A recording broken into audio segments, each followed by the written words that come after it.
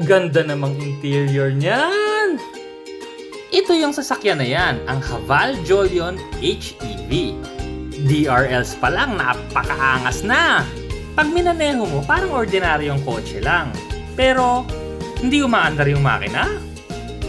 Totoong hybrid electric vehicle kasi to. Ibig sabihin, minsan gumagana yung makina, minsan hindi. Ibig sabihin, matipid ka na sa gasolina, may performance ka pa, at wala kang coding. Tapos may sunroof pa, ayan ang laki-laki. Ang upuan naman, parang pang spaceship. Nagulat pa ako nung inatras ko kasi ang linaw-linaw ng 360 camera, kitang-kita ko lahat. Kakaiba rin yung shifter, oh. Knob na lang na pwede mong pihit-pihitin. Pagkaganda-ganda naman talagang sasakyan. Ano, interesado ka ba? For more details, pumunta ka na lang sa website nila, gwm